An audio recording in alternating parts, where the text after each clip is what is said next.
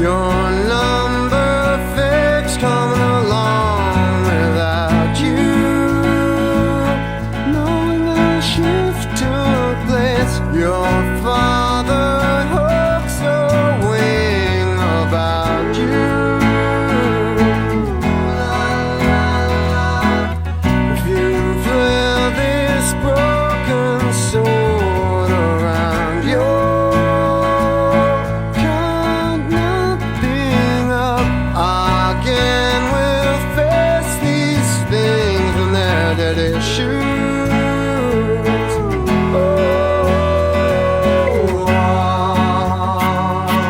Moments take each other's place.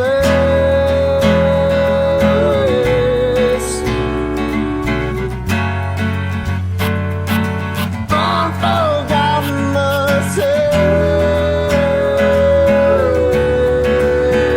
way.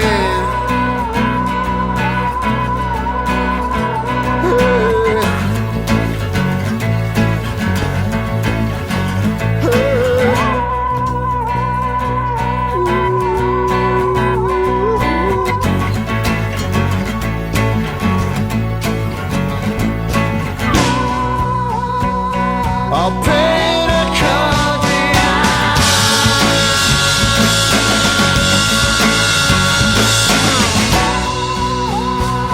I'll paint a country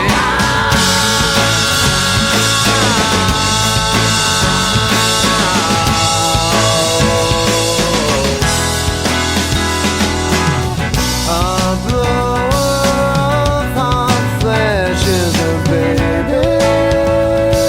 It's a first world stuff I saw to feed this open fire with a windy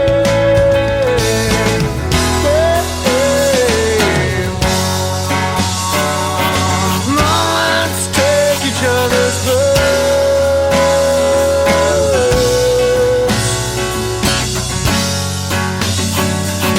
Born forgotten the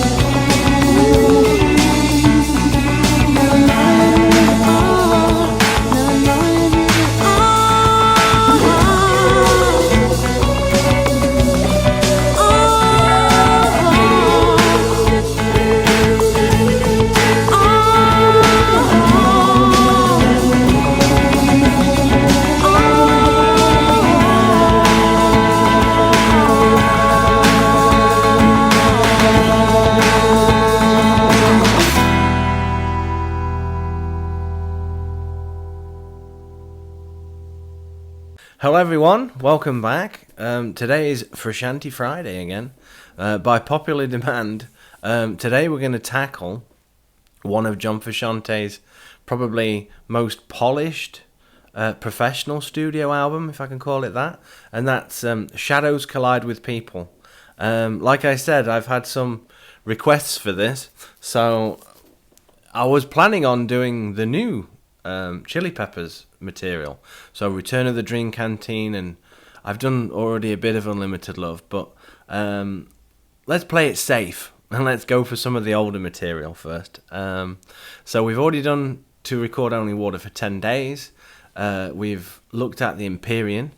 So today is his 2004 album, which is called Shadows Collide with People.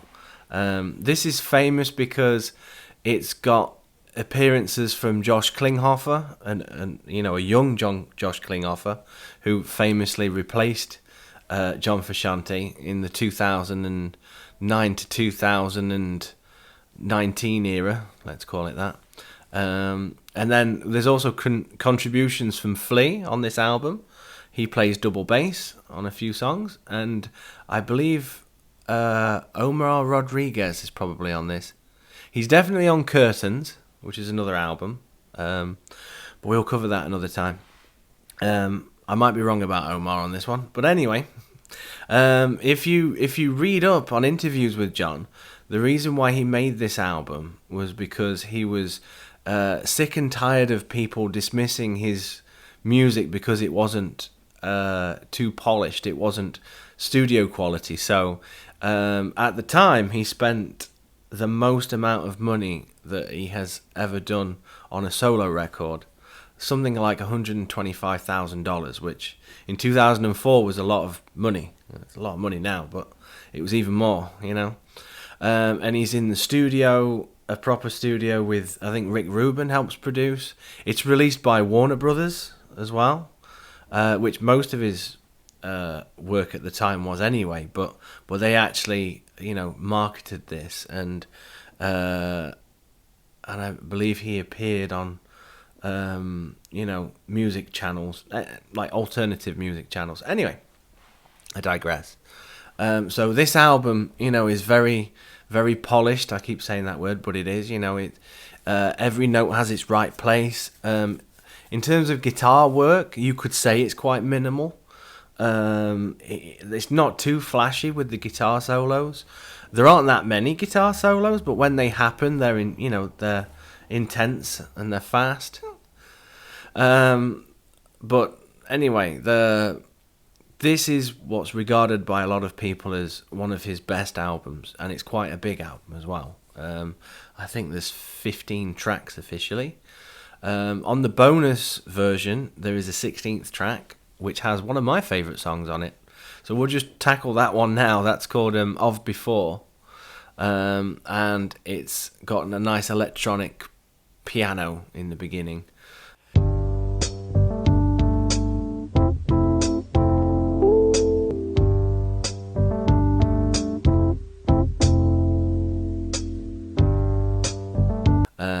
I really like that song. So the version I have of this, as you notice, I don't have any physical versions of the album in front of me now to show you or to open. That's because I don't have a physical version. I think I had a physical version, but it's gotten lost somewhere in the collection of CDs in the basement, you know. If any of you have a wife, you'll know what that feels like, to be told to put all your music CDs away. Anyway, so I don't have anything physical to show you, but I've got, on my right-hand side, I've got the lovely internet to help me go through the track listing. So yeah, we've got Of Before is the, the special song that came on the alternative version of the album. I can't remember which. Japanese release. It says there. Thank you, Wikipedia. So, the Japanese release. Anyway, I like that song. So, let's get going. Let's go through the tracks. Let's talk about them. So, we start with Carvel. And that's a favourite of his to play live, I believe. If you look at some live footage, acoustic footage, especially the ATP festival. It starts with, you know, weird noises that remind me of work from, you know, King Crimson, Adrian Belew style, Talking Heads, that era. You can hear that influence a lot on this album. And yeah, mostly the songs are on acoustic, and he adds electric to it. In fact, there is a whole acoustic demo version of this album you can find online. I'll probably put a link to it somewhere, so you should give that a listen. It's interesting to hear where these songs came from, and yeah. So we've got Carvel, Omission, which features vocals from Josh Klinghoffer. That's a cool song. They harmonise together. I say harmonise. John's playing, he's singing a line, and Josh is also singing a different line, and they're not together in harmony, they just overlap. So it's like, oh man, your doo-doo. One's doing one on one side. You'll hear it. Then we have Regret. Again, another acoustic song, mostly. I regret my past. And it goes through that lyric quite a lot. A lot of these songs on this album are quite short because, like I said, they're packing in 15 or 16 songs at this point. If this was an LP, if this was on vinyl, I should imagine it was probably a double LP. It will be now with the modern pressings, but at the time it's probably as much, as many songs as you could get on a CD. The whole album is 64 minutes long, and the Japanese one is an extra 4 minutes on top. So I think he tried to pack this one out. We've got Ricky. So far up until now, the first quarter of the songs. Oh no, there's not 15. There's 18. Oh wow, 18 songs plus another one for Japan. That's 19 songs. So more than I thought. So, the first quarter of the album is very laid back. I'd say you've got he's basically playing acoustic or maybe a semi-hollow electric guitar, and he's plucking his way through, and he's actually singing songs, and they're very good. It's not until you get to Second Walk that you get something a bit more, it's faster and it's more indie and more rocky, that influence.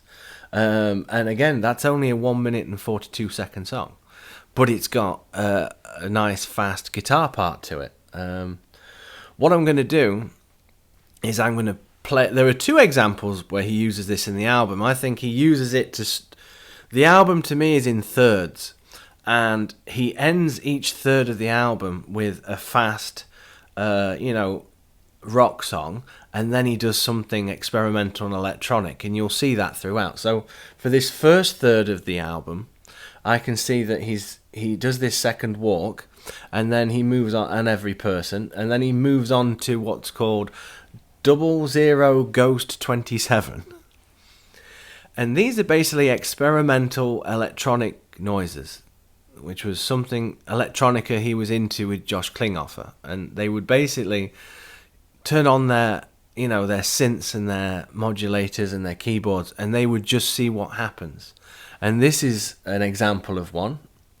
And that, to me, like I said, is the first third of the album. So that's how you know. And then it moves on to another part where we have Wednesday's song, again, acoustic-y. And then we have another fast rock sort of indie song called This Cold. And it's got the standard Chili Pepper progression, if you want to call it that, where it's just A minor, F, C, and G. What would that be in technical terms? Minus 6, 4, 1, 5. Beato. If you know that joke. And then it just has a nice guitar solo. In fact, what I'm going to do is, because I like to include covers in this little series, you would have seen me do an intro song, and right now I'm going to give you an example of these fast, short, 2-minute rocky songs, and this one I'm going to do is This Cold. But please bear in mind that in my regular fashion, I don't play things note for note. It's just not what I do. So this is like after listening to the original song and trying to figure out by ear the notes and the solos played, this is what you're gonna get. So don't be too harsh on me. But anyway, here is my cover of This Cold.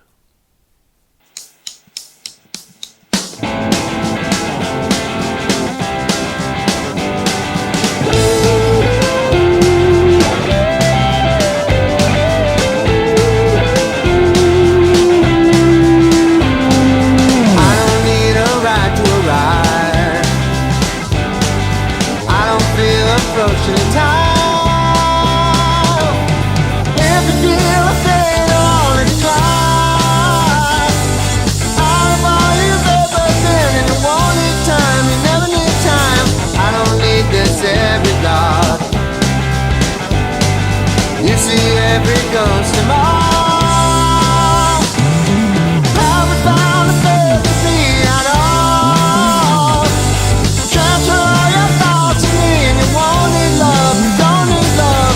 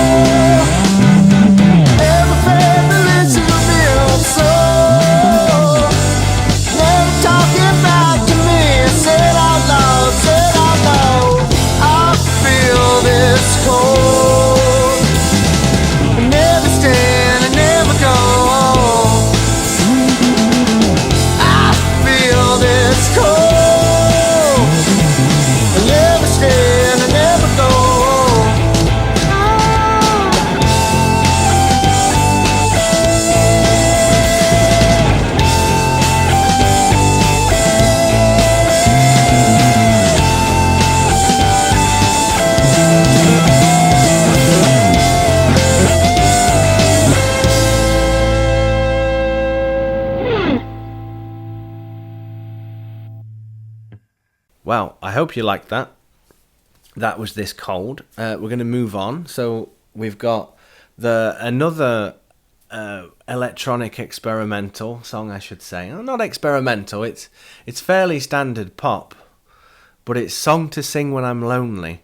And when I'm trying to say experimental, I mean he does this trick where he plays the notes to the chords, but every note goes to a separate part of your audio spectrum. So if you listen to this with headphones on, which I highly recommend, let's say the chord is da da da da da da, so da da da da da da. It's in 6 notes in a chord. He splits it up, so we've got left, center and right, and each note, goes to left, center, or right. Da da da da da da da da da da da da, like that.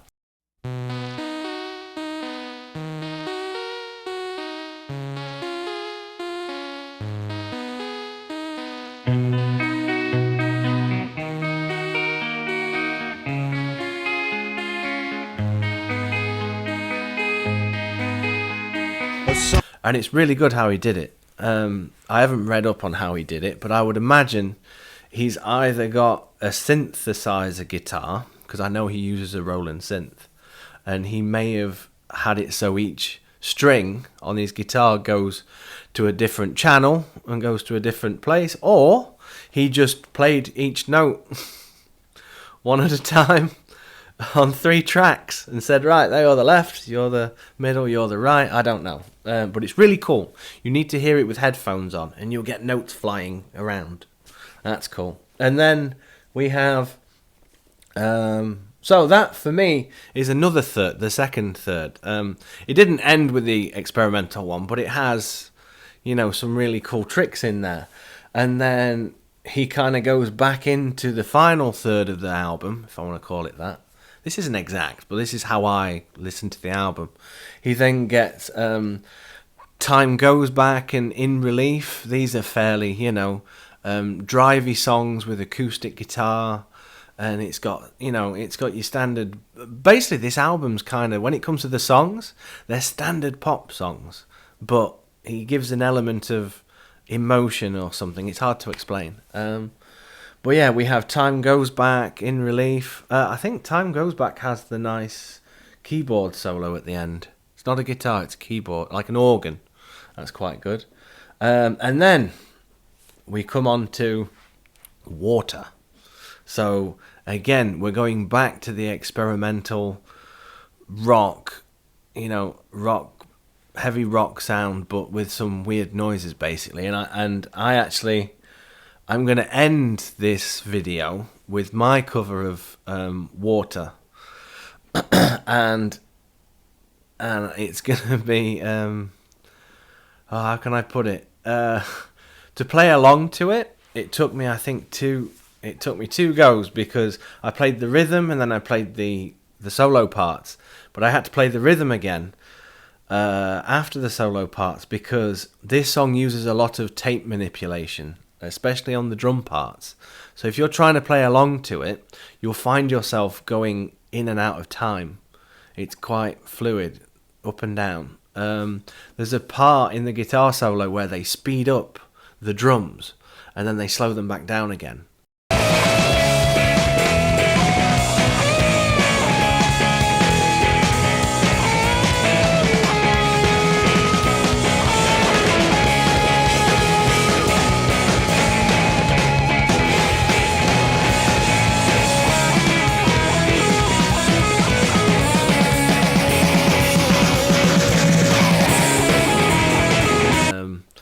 Or they run it through a modular filter or something, and it gives that impression. And then you've got the bass going along to it. So you have to kind of ignore the drums and you have to play the guitar chords with the bass to keep on time. I can only imagine they played the song to a time, and then afterwards in post-production, they manipulated the drums as a separate track. That's the only thing I can think of. Or just John's a genius. So yeah, Water. It's very standard rock, progression. But it's got that Foxy Lady 7 sharp 9, which is pretty fun to play, to hear it, Hendrix influence on this. But like I said, when it comes to the solo, it's just, it's difficult to keep up with if you're not expecting it. I read reports somewhere in an interview that Josh played the guitar solo. There's an interview somewhere where John says that, but we all know that John's information when it comes to interviews, a la his information on the pickups in his Strat, that not always John's information is correct. If Josh did play the solo, it's a very good impression of John, I must say. But I feel like he got that information wrong. Maybe Josh played a different song. Well, I know, but he very well might have done. That probably explains how he can keep up with the drums, because he's playing the guitar and the drums. Just hold it right there, because your facts aren't good enough. I should have checked this first. I'm just listening through to what I've just been spieling, and I mentioned that Josh Klinghoffer played the drums. What I meant to say was Chad Smith played the drums. I got the wrong albums there. That's totally my fault. I felt like I had to add this little bit in because Chad Smith is wholly on the drums, and it would be sacrilegious of me to even mention that his excellent drum work was taken over by somebody else. As much as Josh Klinghoffer is amazing on drums and has contributed to a lot of drumming on John's albums, I just thought before you come at me in the comments, I should, go over the fact that it's Chad Smith who's playing the godly drums on this album, especially on Water. So apologies, Chad Smith. Please don't come after me. Anyway, continue. But anyway, Water is one of my favourite songs on this album. I love playing along to it. And after Water, you're going to hear my number one favourite song, and you've already heard it in the intro. But anyway, here's my cover. No, I'm not going to do that now. That's for the end of the video. Anyway, so next song, after this madness of electronica and manipulating guitar sounds, we come on to quite a, I wouldn't say ballad, but it's more of a traditional John Frusciante song that you would hear from it. I think it's like an outtake from To Record Only Water for 10 Days. That's my opinion. In fact, when he plays in 2001, and he plays before this album's even out or recorded, I'm pretty sure he plays Cutout live. So it must have been in the works, in his brain. So, but I get that flavour from the song.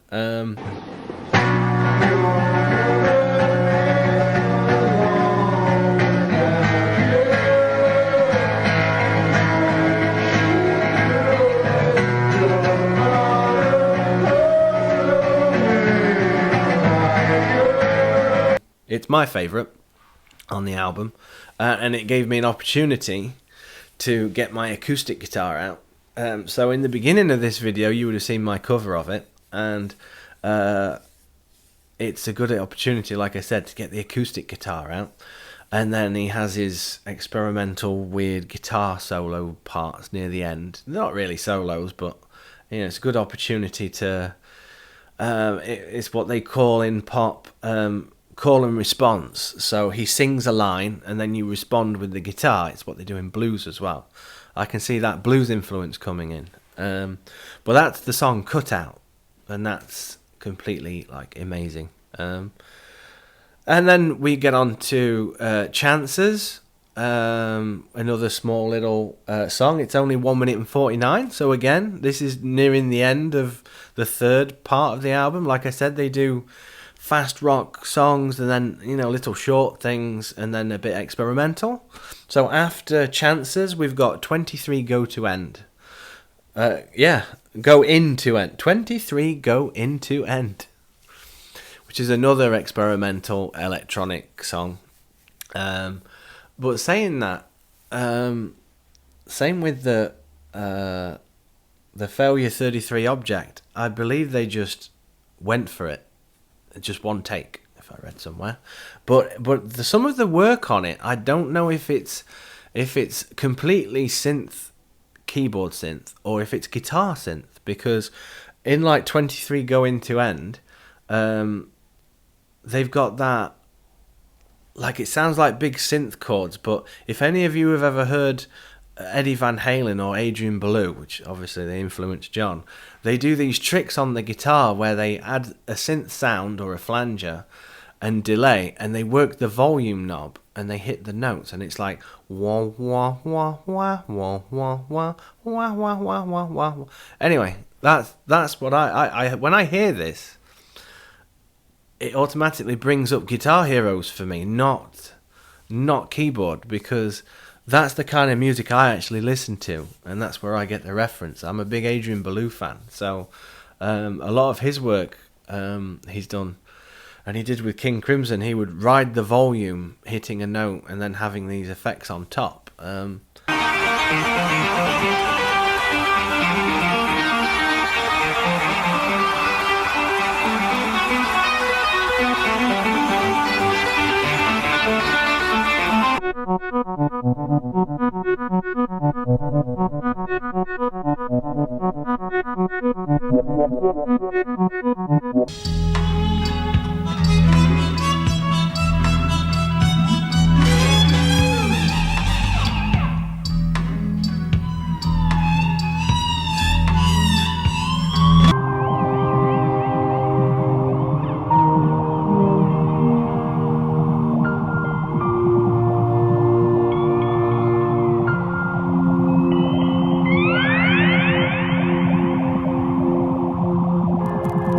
So I wonder if any element of that happened on this album.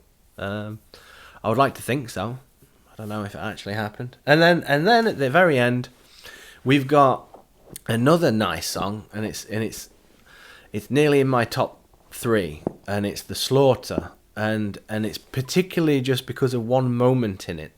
So it's the last song on the album. It's a traditional pop song length. And it uses Beatles type chords. It uses the sharp 5, what's it called? The sharp 5 flat 9 chord, the diminished chords, yeah, to the in between chords. So he'll play, "We'll be there in the slaughter, do do do," and he'll go up. My voice is crap, sorry, but I'm just trying to get the message across. He plays the chords, but he adds the influence of Beatles is what I get, where you play pass-through chords, and that's what this song has. And the moment I really like is when the moment the electronic drums come in. So most of the song, or the first half of the song, I should say, is just him playing on his guitar and singing, and there's some phase work going on, and then it comes to a point when it goes ba-ba-bum with the drums, and then the electronic drum kit comes in. And as soon as the electronic bass drum kicks in, it changes the song into a different kind of song. And that moment for me is fantastic. It's a flood. I know her face a mile away. Stick straight that gate. Her face a mile away. Now I know my pain's a life away. I know my pain's a life away. And then it also ends with that same ba-ba-bum. I see your face a mile, ba-ba-bum away. Just basically when the drums come in, it's fantastic song. And then yeah, that's it. We've spoke about the Japanese unreleased song, not unreleased, but the alternative version of Before. I highly recommend as well, if you can, is to find the acoustic demos of this album on YouTube. It's nice to hear where the songs came from and how they started and what you ended up with. Yeah, that's it from me. We opened up with Cut Out, my favourite song. In the middle of this video, we have This Cold, one of the fast, indie sort of alternative rock songs. And then now I'm going to play you out now with Water. So yeah, let's thank you for watching. If you have any more suggestions for the next album, if I'm going to play it safe and do old Frusciante content, I'll probably look at his Neandra Ladez, usually just a t-shirt era. Maybe the live parts of that as well, because if I'm going to tackle Unlimited Love and Return of the Dream Canteen, I might as well do those two together. I've already touched on Unlimited Love in another video, which you can catch. I'll put a link in or something. But that whole Inside of Emptiness and DCEP era and Curtains, basically before he did the Danny California album, that's probably an entity in itself as well, because he released something like 4 albums in a year. I don't know what it was, something mental. And then he had the Ataxia, so that's another era of John. So we have the early stuff and Smile from the Streets You Hold. We've got the DCEP era and Curtains, and then we've got the Ataxia stuff. So maybe comment which one you want of those next, and I'll probably save the Return of the Dream Canteen and Unlimited Love until the end, because that's kind of basically that's where we're at. His electronic stuff I probably won't touch. I love it, but reading comments in the guitar world, it's quite touchy for the guitarists out there, so I'll probably leave that a lot later down the line, probably on another channel. Anyway, so that's it from me. Here's my cover of Water. So please have a nice day. Comment, like, and subscribe. Ciao for now.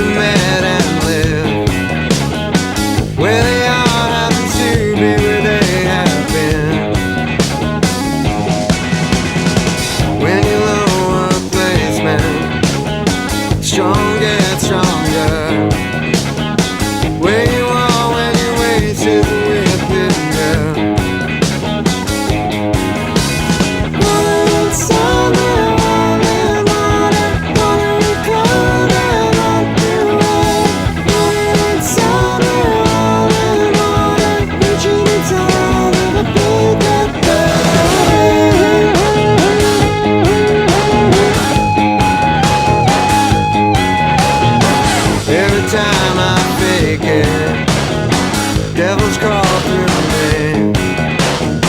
I'm ashamed when I ignore the voices that agree. Get us all together, all work for the same thing.